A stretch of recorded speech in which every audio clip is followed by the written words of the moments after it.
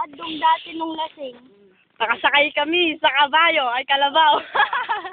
Nung lasing si Kuya Adong nakasakay. Yan. Wala niya yung ganito. Nakasakay kami sa kalabaw. Nilaglag niya sa Kariton ganyan ka mo, irrigation. sa kariton. Oh, ganda ng irrigation to. Irrigation na. Nakasakay tayo lahat. Ano, meron pa? Nakuha mo pa? Oh, pante. Nakuha pa.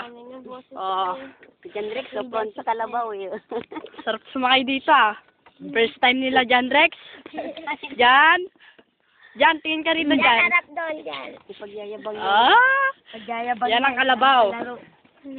Alam mo ay sa buwan nakasakay na ako ng kalabaw. Sarap dito ah. Masarap din sa patupi. Ito, Ay, ang init. Oh, yung patupi. Pang pinsan namin. ilungo. Wag mo. Yan ang isa pang kalabaw. Si Ante nakataliko. Yan. Diyan maliligo si John Rex. Diyan siya nalunod. Sa irrigasyon. Mababaw lang yung hanggang dito. Yan. Sana nandito si Kuya Dito eh. Hill yan. Hills. Burol.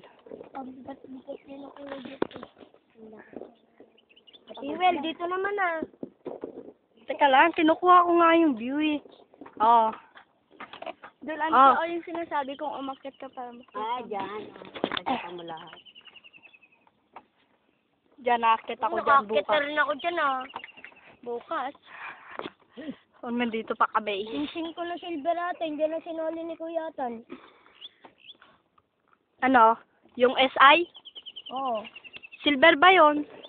Saka yung kuna, yung may putol. Sinong atan?